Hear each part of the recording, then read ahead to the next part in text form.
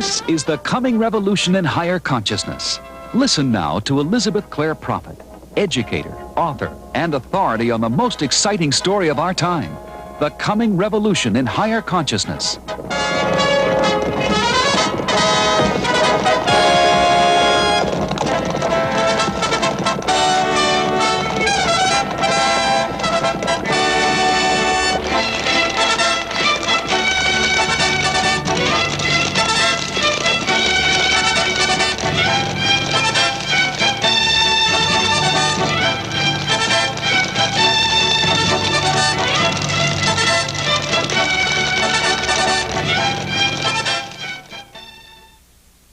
As we open our lecture this afternoon, Saint Germain on the defense of freedom, what Saint Germain has done is to give us the correct interpretation of Nostradamus and to lay out very carefully that we face a tripod of war, nuclear war, cataclysm, and economic debacle. He said that in his dictation of Thanksgiving of this past year, and he has said it in many dictations. Saint Germain is the ascended master who sponsored Nostradamus, who gave him the vision, the eyewitness reading projected on film of what it says in the book of Revelation that the four horsemen are bringing. The four horsemen, as you know, are the black, the red, the white, and the pale horse. And I say them in that order because that is the order in which I have seen them. I interpret then the black horse as being the harbinger of mankind's returning karma of the misuse of the abundant life. The abundant life being all that we have, and especially what comes down to our economic systems. So throughout the world, in the United States, through the markets, the commodities market, the stock market, the international bankers, we see that there has been a manipulation of the oil, the wine, or the spirit of a people, their sacred labor. There has been a manipulation of prices and therefore of the basic worth of the individual. The karma for the mismanagement then of our natural resources is going to hit us as we can see it oncoming in the economy. Now, nothing is final unless we do nothing about it, and that is the great message of Saint Germain on our defense of freedom. Nothing is final in terms of nuclear war unless we do nothing about it. And the same is true in the case of cataclysm. There is a mitigating factor. And so Saint Germain has said that economic debacle, war, and the nuclear nightmare do not have to come to pass. Nostradamus' prophecies, the scriptural and Fatima warnings as well, are given that we may act in time to meet them with the all-consuming fire of God, and the command to the 7 archangels to deliver God's people in this time of trouble. Divine intervention is the key to undoing the untoward prophecy that is but a mathematical equation of karma which tells us what will happen if we, the people, do nothing. I mentioned last evening that it is by the violet flame, it is by Archangel Michael's rosary, our calls to the Most High and our calls to the archangels for their intercession, that we can see the turning of the tide. I spoke of Mother Mary's visitation at Medjugorje in Yugoslavia recently, as well as her Fatima visitations. A great war is predicted. Secrets were given to teenagers in the last 5 years in Yugoslavia, yet to be revealed. What she is saying is some of that which is projected upon the screen of life can be mitigated, some can be entirely averted, and some must come to pass. So what we are doing is therefore understanding the use of the science of the spoken word, invoking the light of God, calling the angelic hosts into action, and ourselves understanding the meaning of amplifying the light in our chakras, in our body temples, and keeping the flame of life in order to mitigate, entirely avert, or to secure the protection of the light bearers in time of trouble that cannot be averted. What we have said is that the 4 horsemen are messengers of mankind's returning karma at the end of this 2,000-year cycle. We have shown that other interpreters of Nostradamus have misunderstood by mistranslating certain keywords or wrongly interpreting them according to their worldview. And so the mistranslations give us an incorrect idea of what Saint Germain showed him would be occurring in this 20th century. We've also said that Nostradamus' prophecies on the four horsemen refer to one and only one event, and that they usually are not apparent until we are overtaken by the event, and then the very specific details of the quatrains become clear. What we were examining last evening is what we consider to be the greatest threat to freedom on earth, and that is the nuclear nightmare. That being prophesied in Nostradamus, that being both the red horse and the white horse going forth conquering and to conquer, the red horse having the power to take peace from the earth. We see represented there the sides of what we call the international capitalist communist conspiracy, the creation of the Soviet Union through the technology and the money of the United States, and an enemy who is prepared not only to launch a nuclear first strike, but also to survive it. That happens to be the posture of the Soviet Union, but it is not the posture of the United States. What we concluded in our lecture last evening, therefore, is that the United States has zero defense against a nuclear first strike and no civil defense for its population. We have concluded that the theory of MAD has already become outdated, and it is clearly evident that the Soviets have broken their SALT agreements and that they have never ever believed in MAD in the first place, which is mutual assured destruction. So the theory upon which we are basing our non-defense does not exist in the mind of the Soviet. Moreover, we have seen in Nostradamus and in the economic prophecies of the Four Horsemen that the Soviet Union economically is on a war footing. It has a military economy, and if and when the Western banking houses and systems should collapse, the Soviet Union will be cornered by itself and its dependency on the West to go to war. We see then the INF talks in the context of a centuries-long strategy since the revolution in 1917 on the part of the Soviets to promise friendship and peace pacts and to deliver war, occupation, and takeover. We have traced those dates from the very earliest years to the present and to the phenomenon we now see of glasnost, which is an openness in society. If you check the paper today, you will find that a little plane going to Helsinki landed in Red Square outside of the cathedral there, unobstructed by the Soviet military apparatus.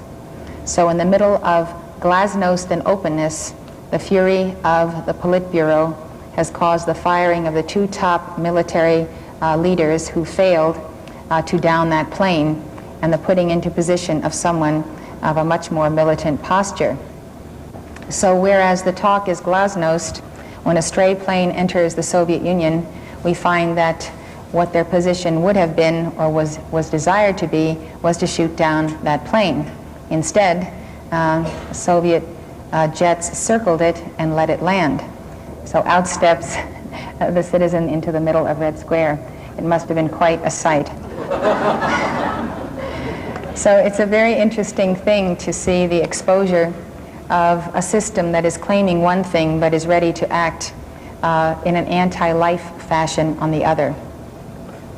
So where we are today is that we have established through prophecies of Nostradamus, of Saint Germain himself to the present hour, who has said on November 27th, 1986, he has told us that we have every reason to believe and to expect and to prepare for a first strike by the Soviet Union. We have come to the place of realizing that the defense of life and the defense of freedom is paramount if we are to continue a spiritual path, a spiritual level of aspiration to the ascension, as this seminar is based on Christ's ascension in you. The first place we defend freedom then begins with our own position. First of all, we are accountable for oneself, for our temple in whom dwells the Spirit of the Lord and the divine spark. This divine spark within ourselves then becomes the point of God, the point of life, and life must be defended or it will be taken from us. Now we see a pattern in the United States of an absence of defense of life, whether in abortion, 1.5 million abortions a year, whether we see it in many people being for euthanasia, many people claiming the right to suicide, this being the third major cause of death for teenagers, and in some states the second major cause of death.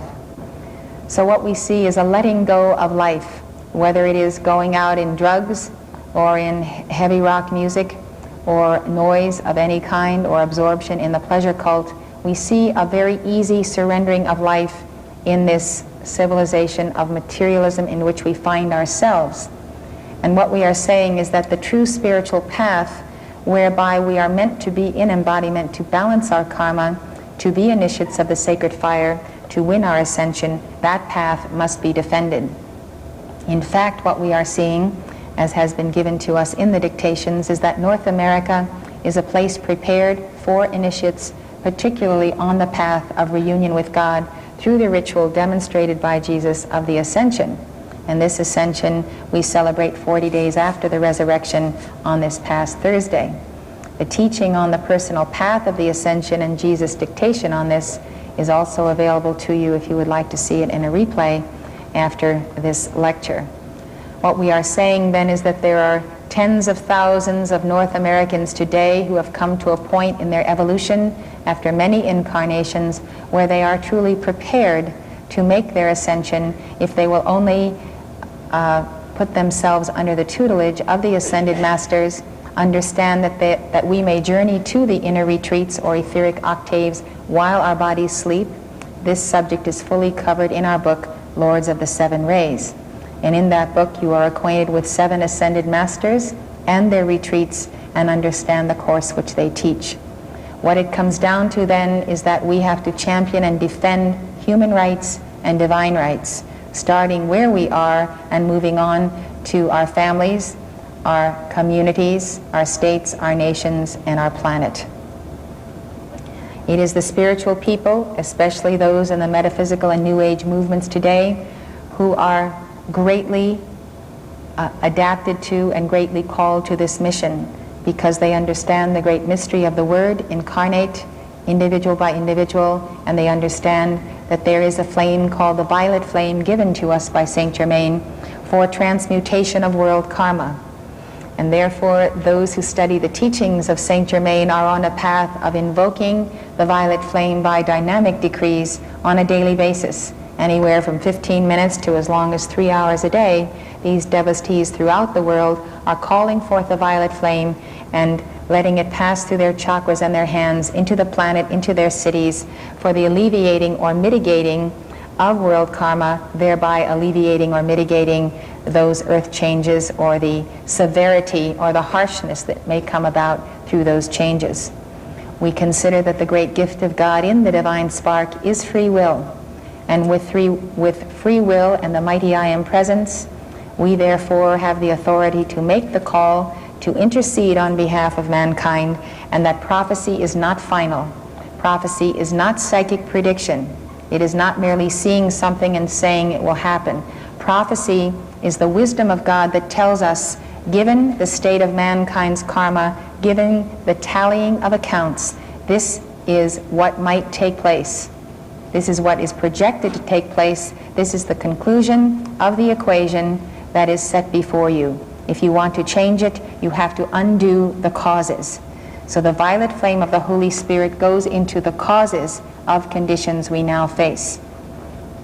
On another level, as we are citizens of this nation, we must examine very carefully how defense must also be founded in the defense of the physical nation, the physical land, the physical people, our government.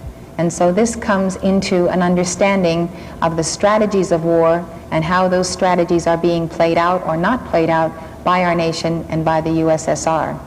So based on the prophecy of Nostradamus that there is to be a confrontation between the United States and the Soviet Union, we then who understand the power of the heavenly host's intercession must examine where we stand in that configuration and what we can do about it while there is yet time. So that is where we have come from during this 4 days. And so this afternoon and evening, I wanted to give you an incisive view of exactly how we have gotten ourselves into the position of zero defense in the United States today. When I say zero defense, I'm talking about strategic or nuclear defense.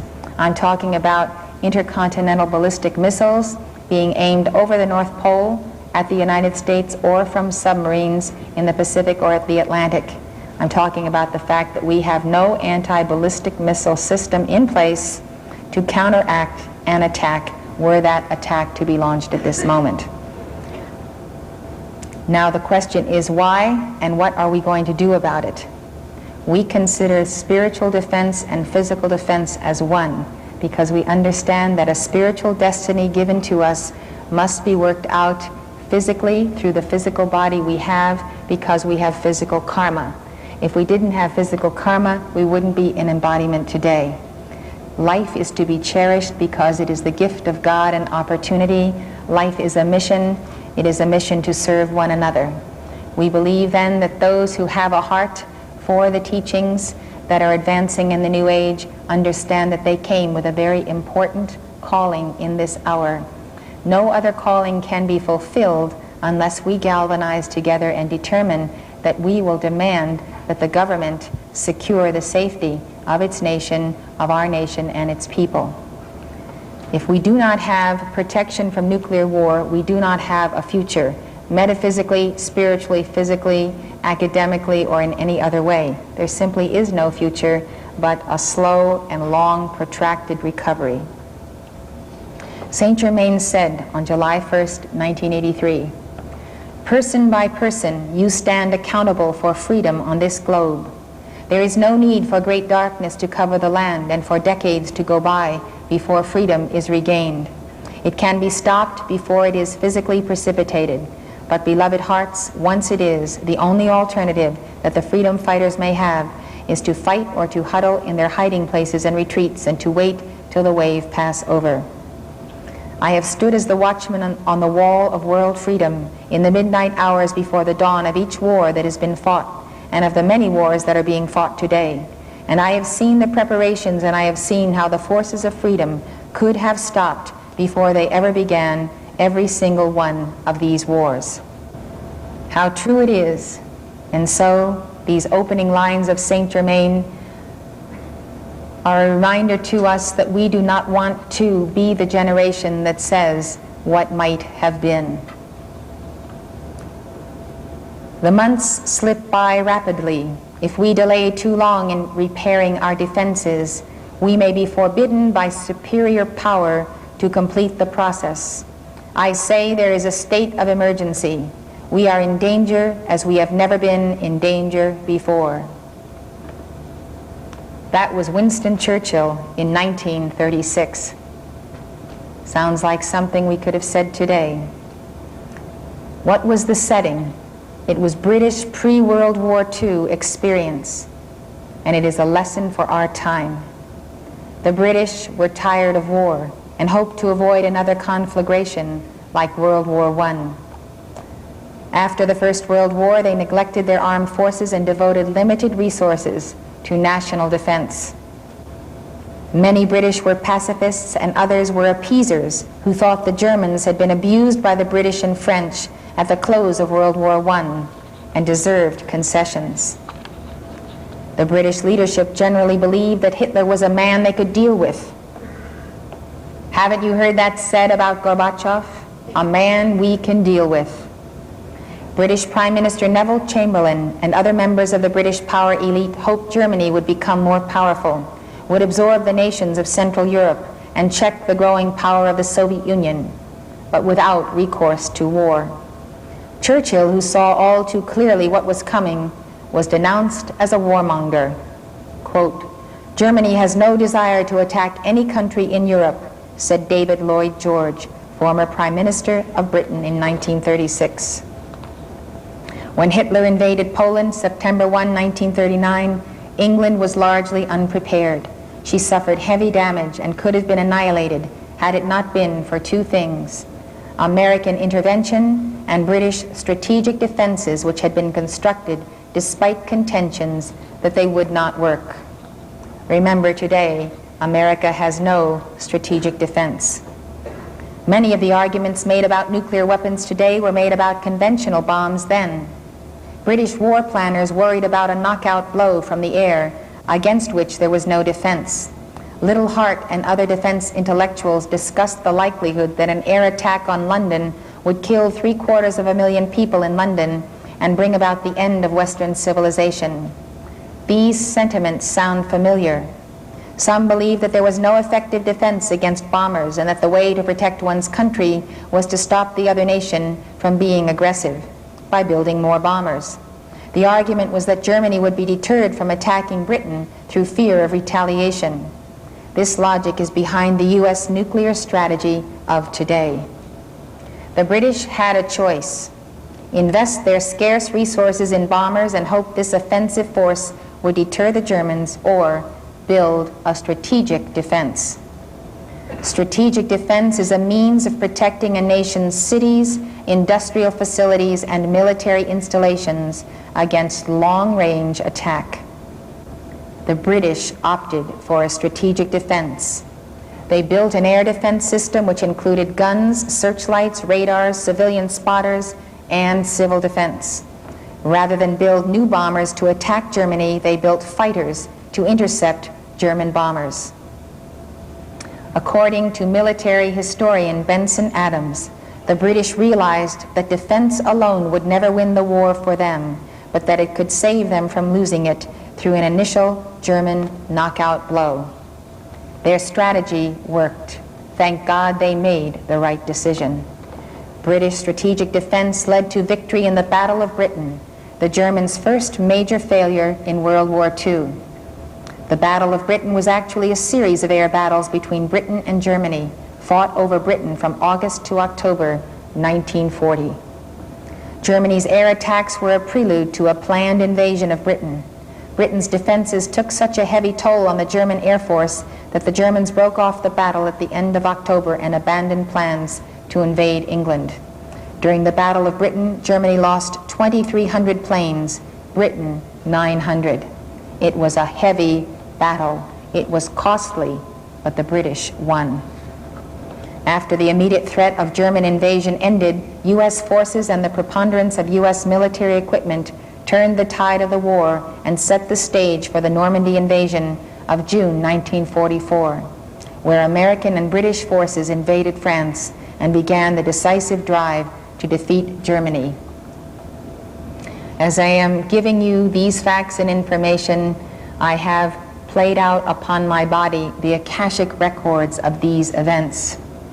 I want you to know that I am very mindful of being a part of war in the earth, because I'm mindful of being a part of the legions of Archangel Michael and many of your souls as well who participated in nurturing life, succoring life, being there to tend those who pass from the screen of life. I can assure you that I am not for war. I can assure you that I am analyzing this because of the profound feelings I have about averting a World War III. And because it is so clear from the prophecies of Mother Mary, Nostradamus, Jesus in the New Testament and Revelation, that these things could come to pass, and they could come more quickly than we realize. I am telling you that it can be stopped, and I am telling you that our philosophy of promoting peace by not arming is a convoluted logic that does not come forth from sane minds. I believe that your minds are sane, and I believe that you will understand and hear what I have to say and be patient with me, because it takes some time to unfold the details when we're talking about something so complex as military strategy. And the problem with our nation today is that we deal with catchphrases. We deal with a couple of words. We're used to fast advertising and short news clips, and we think we understand what is happening in the world. We are really brainwashed by the media, and we do not realize that we are defenseless. It is not possible that a nation of the population that we have would consciously and in their sound minds elect not to defend themselves against what is preparing against us. So let me continue and tell you what went on in this situation. The Normandy invasion of June 1944, where the British and American forces invaded France, was the beginning of the decisive drive to defeat the Nazis. But without a strategic defense, Britain would not have had a chance. Today, Uncle Sam is in danger, much like the British in 1936. But unlike the British, we will not have time to prepare if a general war begins. We rescued Britain from Hitler, but there is no one to rescue us. Saint Germain said, if there should be war upon this soil, it will be turned back only by divine intervention. This is the prophecy, beloved ones. Where do you suppose this divine intervention will come from? Yea, you must be the answer to that prayer, and by the power of God, sustain heaven on earth in that inner retreat, while the nation groans to regain a freedom and a purity and a standard that they allowed to be dragged through the streets. I tell you, beloved, angels attend as the words come out of your mouths, meaning the decree words. No sooner is the decree released than bands of angels rush forward to fulfill the fiat. Saint Germain has told me that the light bearers of the world whom he has called to unite have taken embodiment for one purpose, and that is to defeat war. That is our reason for being.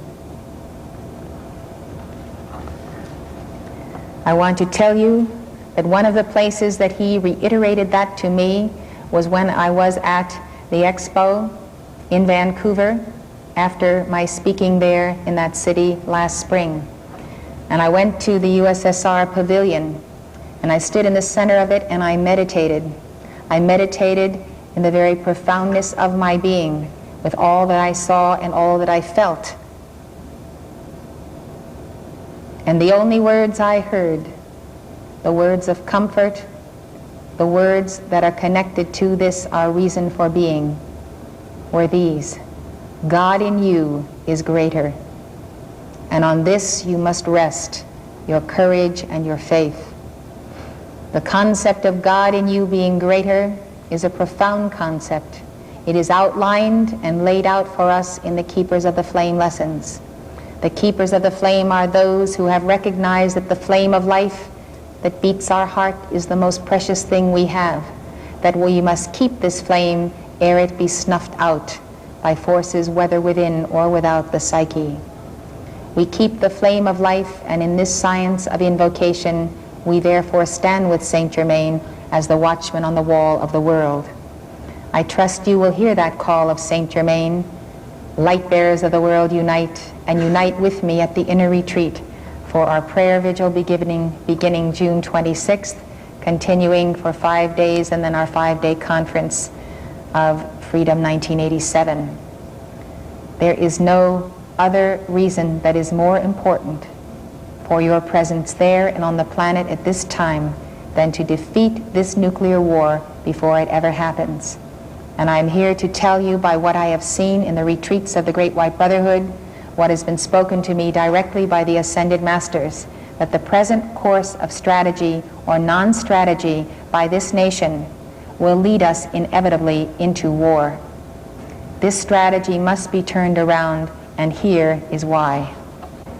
As intelligence analysts David Sullivan and Quentin Cromlin note, the advances of technology stimulated by World War II have made the effective control of all the lands and peoples of the earth, including the United States, an achievable objective. That was not the case in 1939, but regrettably it now is. And now there are no frontline states that must be sacrificed to the aggressor while we leap to arms from troubled sleep. No Philippines, no France, no Britain between us and Russia. The submarines are off our coasts, and the missiles will pass all the ancient buffer states, swift and deadly in the cold of space. We are the front line. There is no fortress, America, no arsenal of democracy to rescue America as America rescued Britain. End of quote.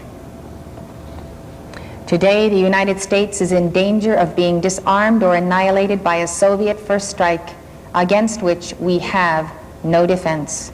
No defense save Archangel Michael and his legions of light, the invocation, the call, the power to intensify that sacred fire. Jesus said on Thursday evening in this hall that he was going out stumping for 10,000 keepers of the flame who would call forth that light might become so powerful as to be a deterrent to that war. Those last phrases were not spoken in the dictation, they were spoken by him to me. Today, the United States is in danger of being disarmed or annihilated by a Soviet first strike against which we have no defense. Our crisis is rooted in an anti-defense bias, articulated by intellectuals and scientists that influenced and finally gained complete control over our United States nuclear policy. This bias derived from a single event, the detonation of the first atomic bomb. It had a profound effect on the American people. President Truman called it a means of destruction hitherto unknown, against which there can be no adequate defense. He is wrong on both counts. It was nuclear weapons which destroyed Sodom and Gomorrah, nuclear weapons which already were detonated on Atlantis, on the continent of Australia, and there is an adequate defense for nuclear weapons. Nevertheless, his statement is the prevailing opinion of our population today. As you know, cities all over America are declaring themselves a nuclear-free zone. If you can tell me what that means. Either it means we will set up no nuclear weapons here, or we will have no nuclear weapons bomb us here. Put up your sign, folks. It's a nuclear-free zone. Personally, I'd like somebody to explain it to me. A large part of the U.S. scientific community that developed the bomb referred to it as the absolute weapon and thought that it had forever changed warfare.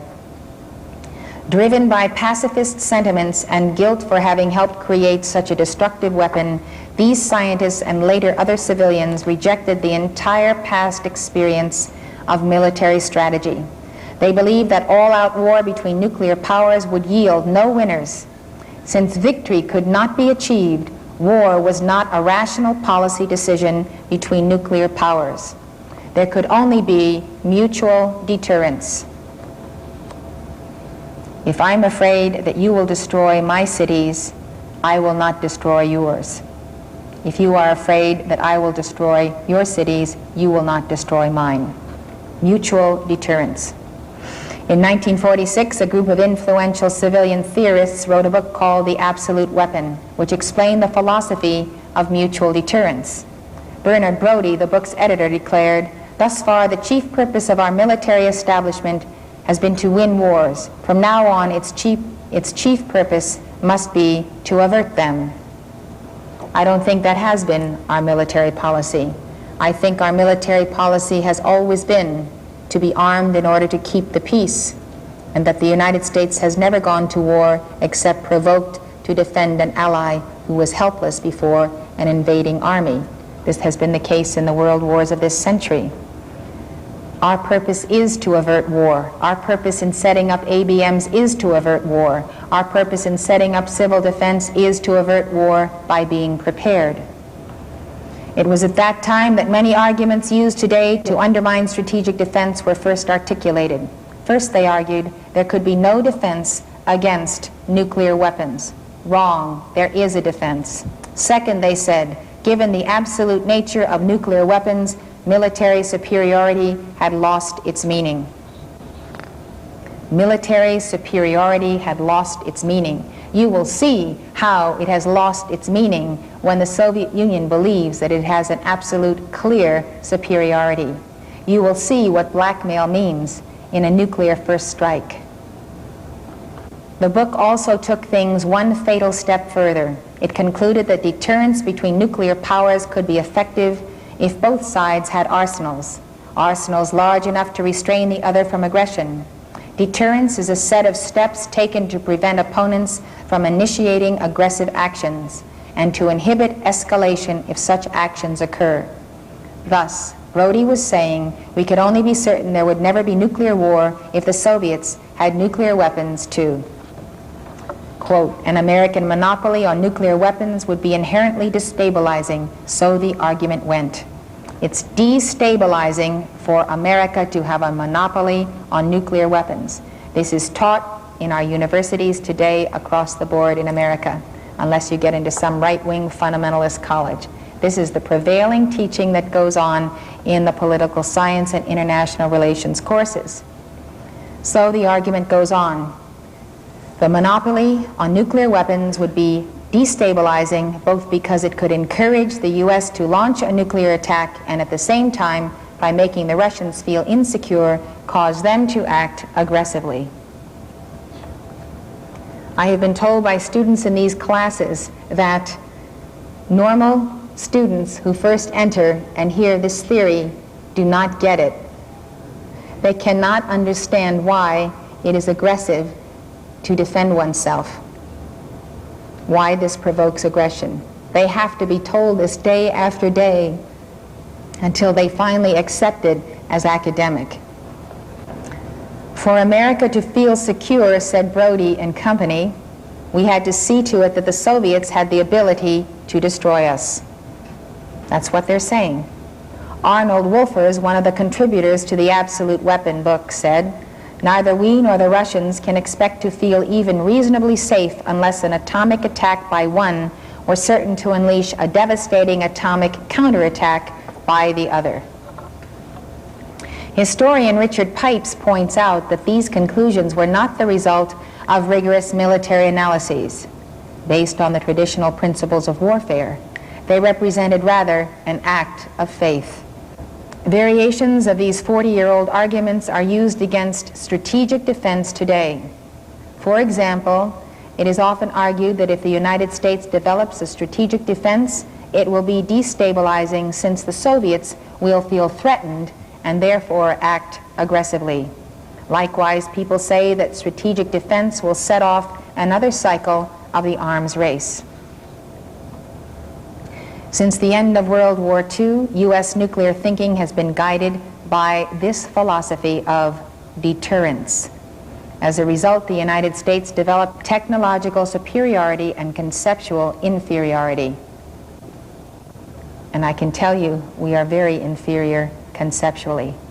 We have initiated every major technical breakthrough in military technology since World War II, but we have not developed a decent strategy for the defense of freedom. That is where we are today. Instead, we have developed an incoherent philosophy of war and peace that masquerades as strategy. Although mutual deterrence was the first theory for stability in the nuclear age, it did not immediately become policy. In 1945, the United States had the unequivocal advantage of a nuclear monopoly. Therefore, in 1953, during the Eisenhower administration, we adopted a strategy known as massive retaliation. This was not a strategy in the usual sense of the word. It was a plan for the destruction of Soviet population centers in time of war. Industrial and military wholesale centers, which were classically the targets of choice, were only of incidental interest. In the lexicon of modern warfare, attacking cities is known as a counter-value policy. Throughout history, military strategy has always been counter-force, that is, aimed at the destruction of the enemy's military capabilities. In the post-1945 era, it became U.S. policy to deter aggression by threatening to wipe out the Soviet population. Why? Fear of annihilation was supposed to deter them from aggressive action.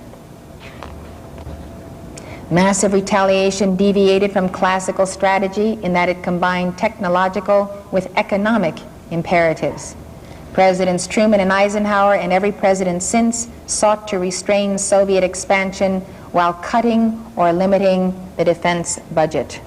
In short, they were looking for a cheap, credible defense. In today's terms, more bang for the buck. Nuclear weapons were cheaper to deploy than large conventional armies. But U.S. military planners never thought through what massive retaliation was supposed to accomplish if war actually broke out.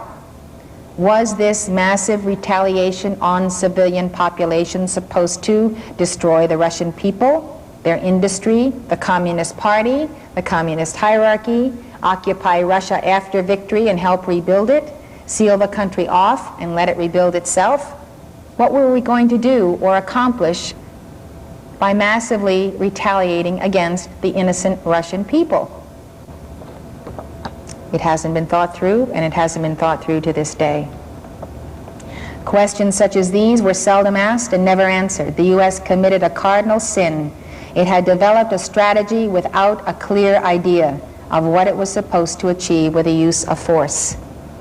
I can tell you that it's about time this nation put the capstone on the pyramid, because we need the all-seeing eye of God on our strategy of the defense of freedom.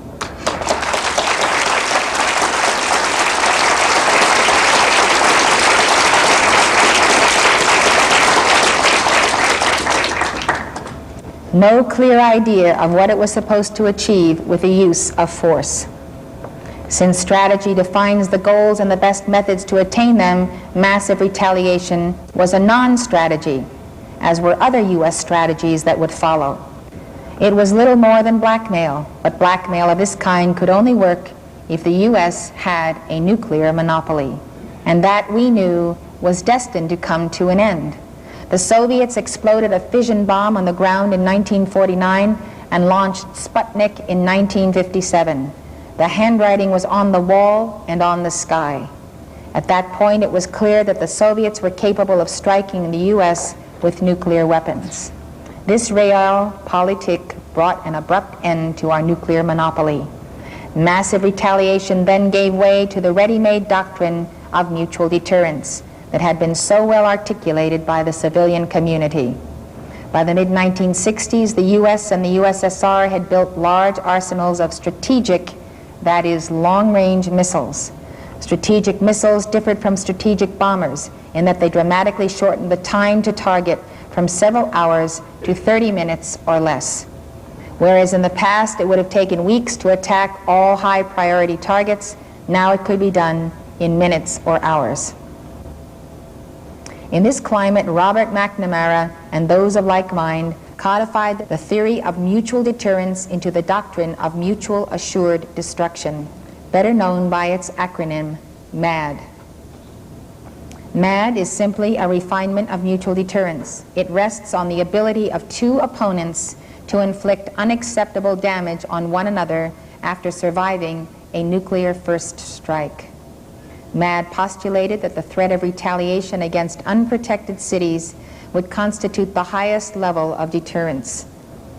Defenses of any kind that interfered with the targeting of cities or reduced the damage that could be inflicted on them would be destabilizing, inasmuch as they would only encourage a further buildup in offensive weapons to achieve the requisite assured destruction capability. MAD had a number of ramifications which the public did not completely understand. Peace would be maintained by a balance of terror.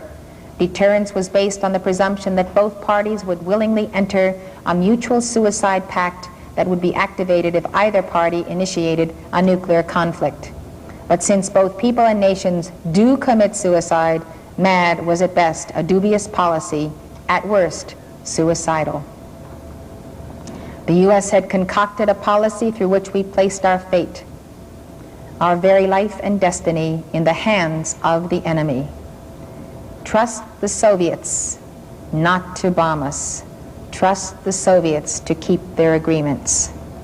It was never made clear that the populations of both sides would be held hostage to the warheads of the other. MAD was attractive to policymakers and politicians because it was less costly to implement than a war-fighting and war-winning strategy. Cut the defense budget by holding your country hostage. A Soviet first strike was considered unlikely. The U.S. was supposed to have sufficient nuclear strength to absorb a first strike and still be able to destroy the Soviet Union. MAD was not an easy doctrine to comprehend. According to Richard Pipes, the public at large was not initiated into the complexities of mutual assured destruction.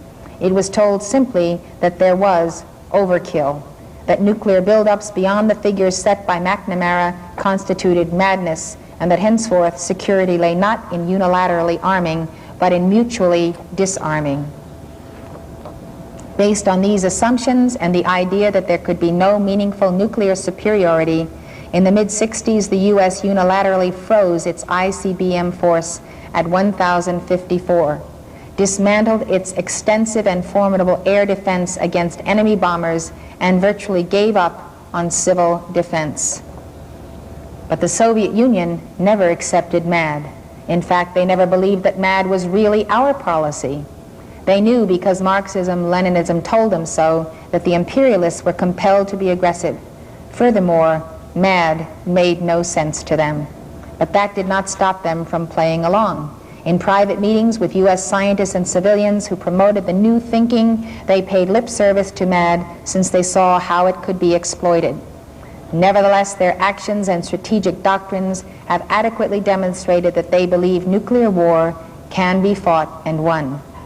Soviet strategic doctrines are unambiguous. They see war with the imperialists as inevitable. They conceive of strategic missiles as the crucial weapons to quickly crush the enemy and attain victory. They stress the necessity for surprise, which means preemptive first strike attacks. By Soviet definition, surprise entails deception. They take great pains to mislead the enemy about the nature of their actions and hope their deceptions will not be discovered until it is too late. They stress that it is imperative to attack military targets. They don't buy this business about targeting cities, Robert McNamara. Soviet Marshal Andrei Gromyko spelled it out. The strategic rocket forces, nuclear forces, which constitute the basis of the military might of our armed forces, are designed to annihilate the means of the enemy's nuclear attack, large groupings of his armies and his military bases, to destroy his military industries and to disorganize the political and military administration of the aggressor, as well as his rear and transport. Andrei Gromyko makes this statement as their strategy. We spoke last evening about John Sena, the highest ranking defector, general in the Czech army, telling us that a Soviet nuclear first strike against the United States has always been the centerpiece of Soviet strategy since the end of World War II. The Soviet Union maintained a counterforce strategy while we pursued a counter-value strategy. And Robert McNamara and the defense intellectuals convinced the American people that the Soviets accepted counter-value. Soviet strategic objectives dictate the acquisition and use of weapons while we listen to economic objectives. The Soviets insist that active anti-ballistic missiles and passive civil defenses are an essential part of their overall strategy. They believe they must possess a quantitative superiority of arms. At any time since the early 1960s, the United States had the potential to develop a counter-force capability. But guided by MAD, our experts chose not to do so. The Soviets, however, were at first unable to do so because their missiles were not accurate enough to destroy our missiles in their silos. But consistent with their long-term strategy, they set about the expensive, laborious process of developing a true first strike capability. They had a strategy of war, and they set about meeting their goals. They made an enormous investment in heavy land-based missiles which could deliver large warheads accurately on target, a prerequisite for silo busting, that is, destroying a missile in its silo. They complemented their offensive war-fighting capability with extensive civil defenses and hardening their silos and command posts. They began working on a ballistic missile defense. As per our strategy, we built an ICBM force, vulnerable to a Soviet first strike and capable of retaliating against cities, but not capable of destroying a wide range of military targets. We had made the fundamental mistake of believing the mad lie and believing that our enemy believed it. We had ignored the maxim of Sun Tzu, the ancient Chinese military strategist whose book, The Art of War, is a handbook of the Soviet military. He said, "Know the enemy and know yourself. In 100 battles you will never be in peril. When you are ignorant of the enemy but know yourself, your chances of winning or losing are equal. If ignorant both of your enemy and of yourself, you are certain in every battle to be in peril."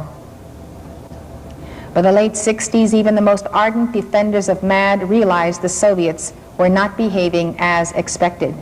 We saw our peril, but the actions we took to remedy the problem made it worse. When it became apparent that MAD was not working, the U.S. made diplomatic efforts to strengthen it. In the late 60s, the U.S. and the USSR began the SALT, or Strategic Arms Limitation Talks. The U.S. had two objectives in mind: limit the growing Soviet offensive capability and increase their vulnerability to U.S. missiles by limiting their ballistic missile defense. The SALT talks resulted in two agreements signed in 1972, the SALT I Interim Agreement and the Anti-Ballistic Missile, or ABM, Treaty. We saw these agreements as a way to protect our retaliatory capability and thus institutionalize mutual assured destruction. The agreements not only failed to produce the desired results, they backfired. The Soviets saw them as a way to institutionalize their growing first strike capability. They had no intention of limiting either their offensive or defensive capabilities. Between 1972 and 1984, the Soviets increased the number of their counter-force warheads, those that could destroy military targets, by about 1,600%. This would not have been necessary had they truly accepted MAD, a counter-value strategy. They also deployed a vast network of radars and surface-to-air missiles, the prerequisites for a nationwide strategic defense. It is now clear that the Soviets entered the negotiations with the intent of cheating on them. This is totally consistent with the history of Soviet diplomacy. The Soviets look at diplomacy as a means of gaining the upper hand in any situation, rather than finding an equitable solution to mutual problems. Words must have no relations to actions, Stalin once said. Otherwise, what kind of diplomacy is it? Words are one thing, actions another. Good words are a mask for concealment of bad deeds. Sincere diplomacy is no more possible than dry water or wooden iron. End of quote from Stalin. Their mentality has never changed. Before the Soviets enter negotiations, they plan their strategy, decide how they are going to cheat, and even decide what they will do and say to limit criticism if they get caught. This practice of military deception is known as maskirovka and is an integral part of Soviet military doctrine. Maskirovka also takes advantage of the enemy's inherent inclination for self-deception. America is self-deceived and willingly. Our leadership has wanted to be self-deceived because it cannot and will not deal with reality. During the SALT talks, the Soviets would not tell us what kinds of missiles they had, how big they were, or even how many they had. But in our zeal to sign an agreement, we negotiated anyway and went so far as to tell the Soviets how many missiles we thought they had so we could agree to limit them. Brian Daley pointed out, on rare occasions when the Soviets did supply figures, there was such gross underestimation of what U.S. intelligence knew about Soviet force levels that the United States refused to accept them as part of the SALT database.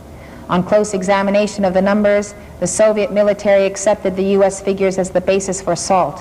That is, after they had gotten a good idea of our intelligence capability and figured out exactly how much we knew and didn't know about their missile force. There were many reasons why the Soviets were reluctant to provide accurate information about their nuclear forces. It is almost certain they had more missiles and warheads than our intelligence agencies had estimated. Even worse, Soviet missiles may have already been more accurate than U.S. experts realized. There is evidence that the Soviets successfully made us believe their ICBMs were less accurate than they really were by feeding us phony data. They did not want us to be alarmed by the fact that our missiles were already vulnerable, or soon would be, to a Soviet first strike. As it was, we didn't recognize that our ICBMs would be vulnerable, the famed window of vulnerability, until the mid-1970s. In signing the SALT I Interim Agreement and the ABM Treaty, the Soviets could maintain their counterforce capability while the U.S. falsely maintained confidence in undefended, fixed-site ICBM launchers.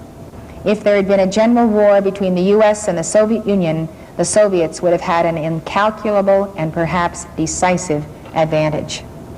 The ABM Treaty was designed to strengthen deterrence by limiting strategic defense. The treaty restricted the deployment of anti-ballistic missiles to 100 for each country. An anti-ballistic missile is a defensive missile designed to intercept and destroy a strategic offensive missile or its warheads. We signed the ABM Treaty with the express condition that in future negotiations we gain deep reductions in Soviet offensive weapons within 5 years, or else we would withdraw from the agreement. The Soviets built new and more accurate warheads like they were going out of style. But we ignored our own policy and adhered to the treaty, even though our security was threatened. Robert McNamara took the Soviet agreement to 100 ABMs as a sign that they were finally coming around to accepting MAD. Gerard Smith, chief U.S. delegate to SALT, testified before the Armed Services Committee that the best evidence that they are moving in the direction of the doctrine of assured destruction is their acceptance of these very low levels of ABMs, which in effect indicates that they do not calculate that they can make a first strike and then handle a ragged retaliatory strike and keep it at tolerable levels. That, to my mind, is one of the most important things about this ABM agreement. He actually thought that the ABM treaty was proof the Soviets accepted MAD. Subsequent developments have shown how absurd that notion really is. In 1983, we discovered the Soviets were building a huge, sophisticated, phased array radar near the town of Krasnoyarsk in Siberia.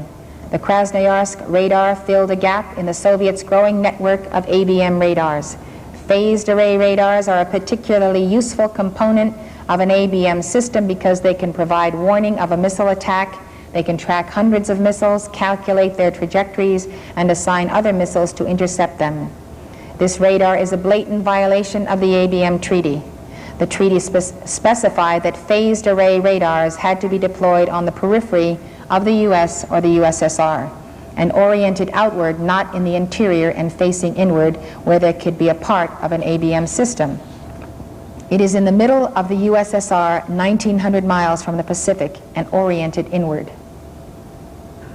Given the magnitude of the project, experts have determined that the Soviets were planning to build the Krasnoyarsk radar even while they were negotiating the ABM treaty. In other words, they were violating the treaty even as they put their signatures to it. And as the US government recently revealed, the Soviets have built 3 more Krasnoyarsk-type radars near Czechoslovakia, Poland, and Latvia, bringing the total of their already impressive inventory of phased array radars to 9. While the latter do not violate the treaty, they underscore the Soviets' relentless commitment to strategic defense. Another development which shows the Soviets never accepted MAD is their illegal deployment of surface-to-air missiles, SAMs, as anti-ballistic missiles, ABMs. U.S. intelligence knew before SALT that the Soviets were trying to make their surface-to-air missiles capable of shooting down incoming warheads. In the late 1960s, U.S. intelligence had concluded that the Soviet SA-5, nominally an anti-aircraft missile, was capable of being used as an ABM if that was not its prime function. This could have been a major obstacle to the negotiations, but it was not. Secretary of Defense McNamara and future Secretary of Defense Harold Brown recognized the SA-5's capabilities, but chose to argue that Soviet technical inferiority mitigated concerns about them.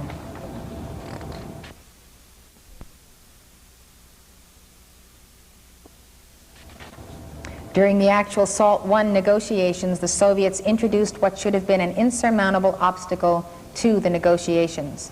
They refused to agree to a definition of the phrase testing in an ABM mode, that is, testing a surface-to-air missile, or SAM, designed to shoot down aircraft as an anti-ballistic missile.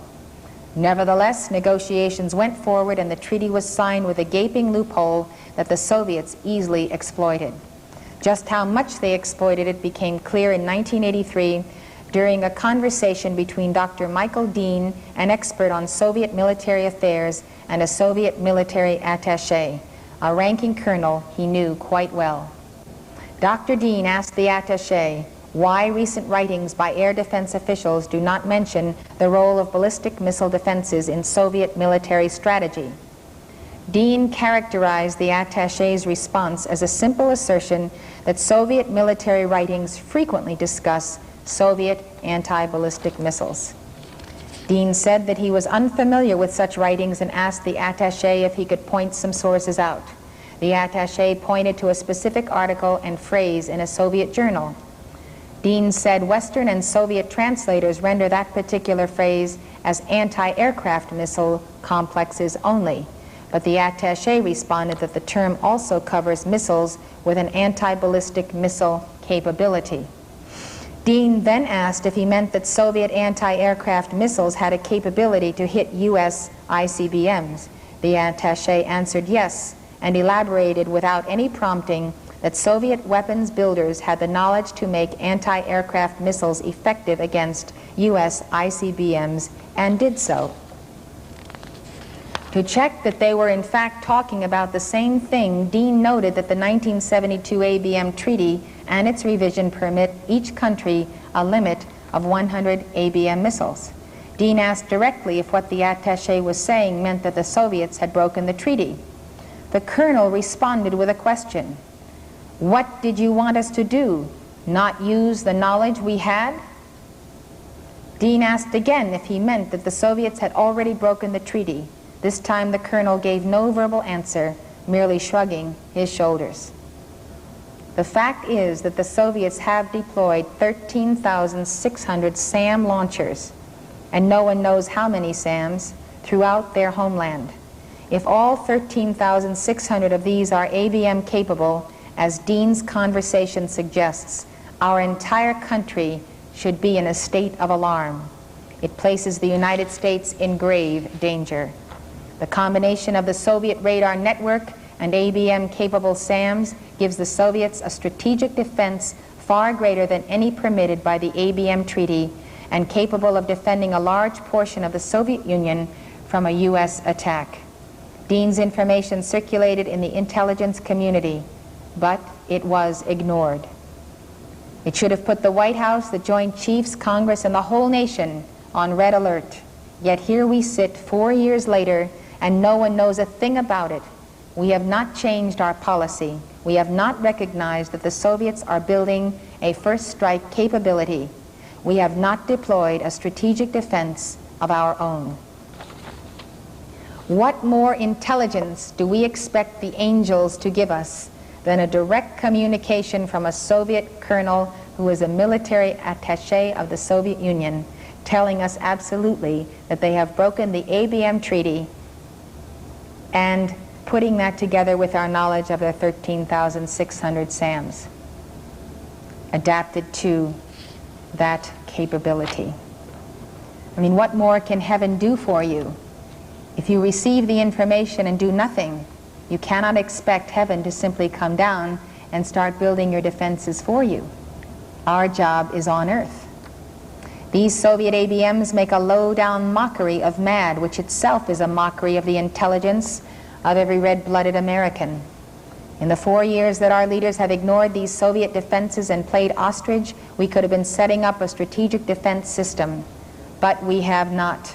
We could have redeployed Safeguard, our former ABM system, which had been fully operational but was dismantled in 1976 on the basis of MAD.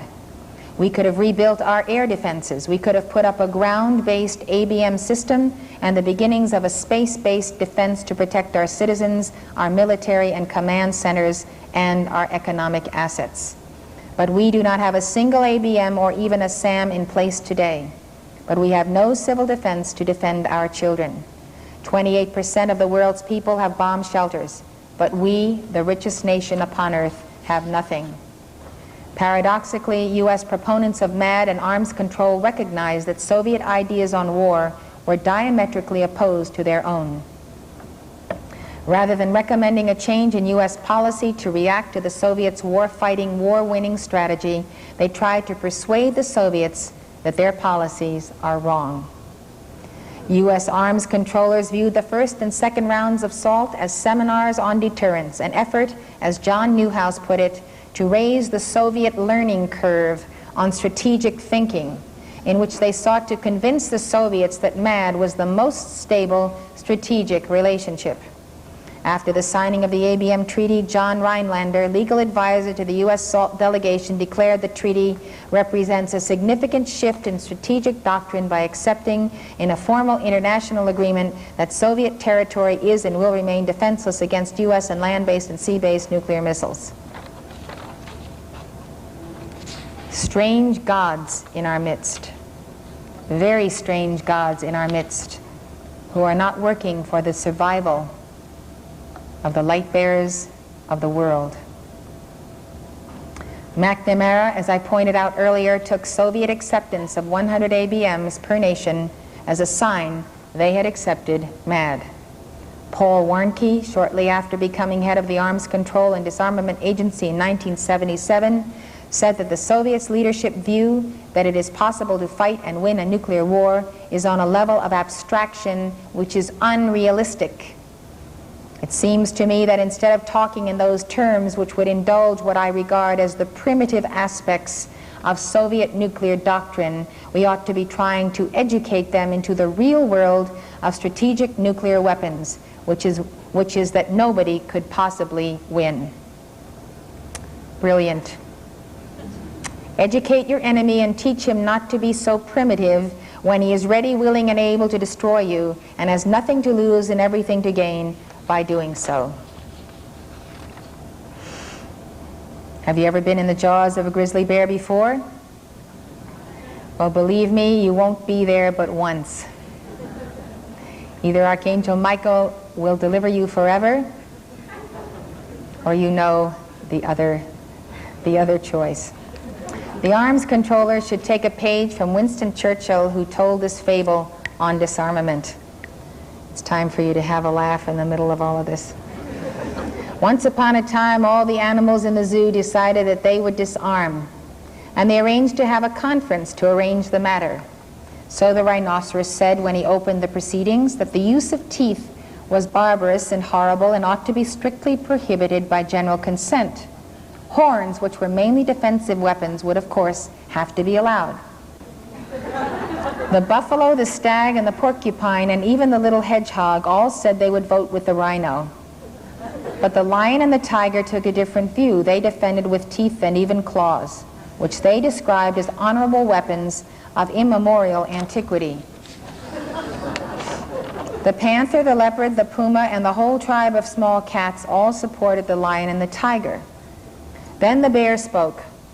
He proposed that both teeth and horns should be banned and never again used for fighting by any animal. It would be quite enough if animals were allowed to give each other a good hug when they quarreled. No one could object to that. It was so fraternal, and it would be a great step toward peace. However, all the others were very offended with the bear, and the turkey fell into a perfect panic. The discussion got so hot and angry, and all those animals began thinking so much about horns and teeth and hugging when they argued about peaceful intentions that had brought them together, that they began to look at one another in a very nasty way. Luckily, the keepers were able to calm them down and persuade them to go back to their cages, and they began to feel quite friendly with one another again. Now that's Winston Churchill's British wry humor on the subject of defense. In the late 70s, it became apparent to many that the U.S. had maneuvered itself into a terrible position. 90% of our ICBMs and a large portion of our bomber force were vulnerable to a first strike. We had virtually no civil or air defense. U.S. command and control centers were vulnerable to decapitation. That is, an attack on our communication system makes it impossible to identify and respond to an attack. A significant interruption of our command, communications, and control network would make it impossible to retaliate in the event of a Soviet first strike. Did you hear about the idea that there was a Soviet spy inside of NORAD in Colorado Springs in the last year? There was a strange character in there that became part of the staff, and everybody thought he was a spy because he spoke better English than anybody else at NORAD. Better American. Even without decapitation, it is uncertain at best whether we could launch our ICBMs on warning. That is, quickly enough to keep them from being destroyed if we knew the Soviets had launched an attack. During the Ford and Carter years, U.S. nuclear strategy changed so that we had the option of attacking hard targets, military installations. But it was only a theoretical change. In strategy, you must adjust your ends to your means. Our forces built according to our previous strategy are structured so that we can attack only a relatively few hard targets effectively. As it now stands, we can attack their cities, but they can destroy our military targets. For the time being, whatever our declared strategy, we are stuck with what is essentially a retaliatory or second strike force. MAD is still our operational strategy.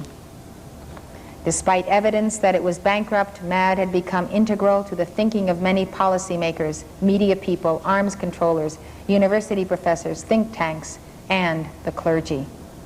Of greatest importance, MAD is still the dominant strategy theory in Congress. This was the political military environment into which President Reagan entered in 1980.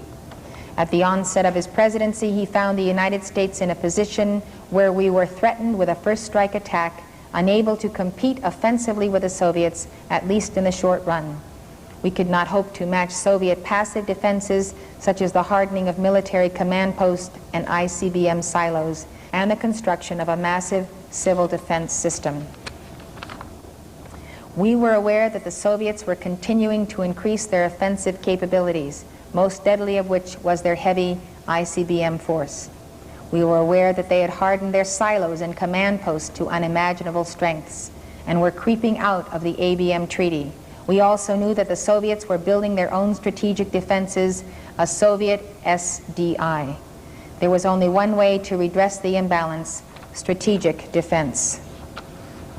There are any number of ways to approach strategic defense. In his famous Star Wars speech of March 23, 1983, President Reagan said, "What if free people could live secure in the knowledge that their security did not rest upon the threat of instant U.S. retaliation to deter a Soviet attack, that we could intercept and destroy strategic ballistic missiles before they reached our own soil or that of our allies?"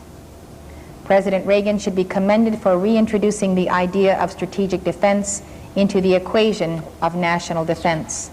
His approach, however, is not the best way to establish national defense.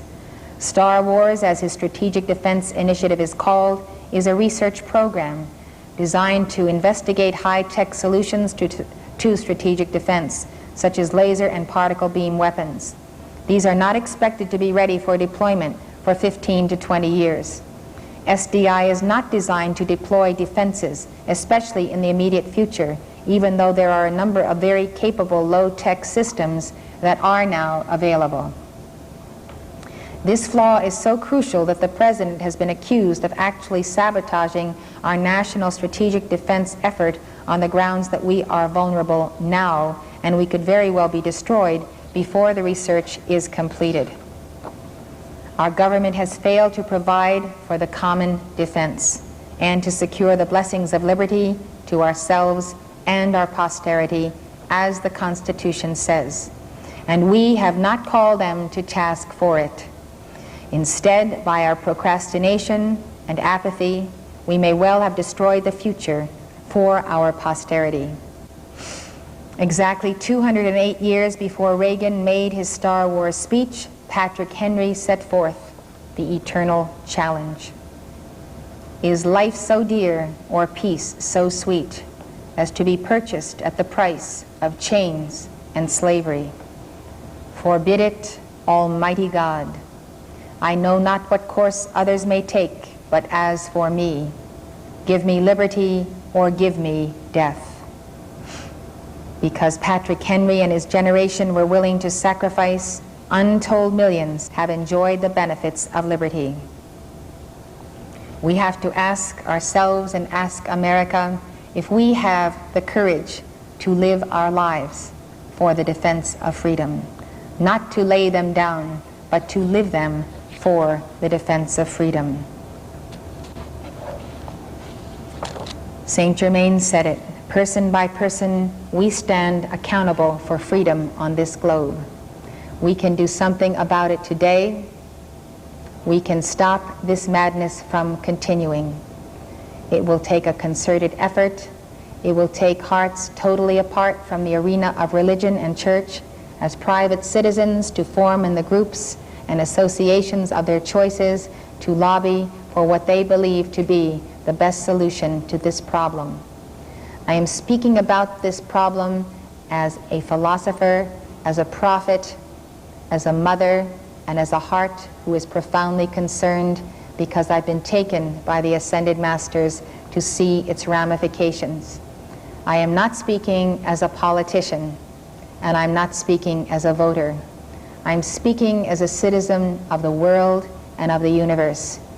I see the dire consequences of the inaction of a nation, and I am here, summoned by the archangels and Saint Germain, to rally a people to defend their freedom. I encourage you then to hear this word, to call to be taken to the inner retreats, to be shown the proof of it, to do your own research, to do your own thinking, and to consider, when you are accountable before God at the conclusion of this life, whether you will be satisfied that you took your stand for the defense of the most sacred gift we have, our freedom. Our freedom is our divine spark, our endowment with consciousness and free will. I bid you then be no longer indecisive or inactive. I bid you as ever, light bearers of the world, unite.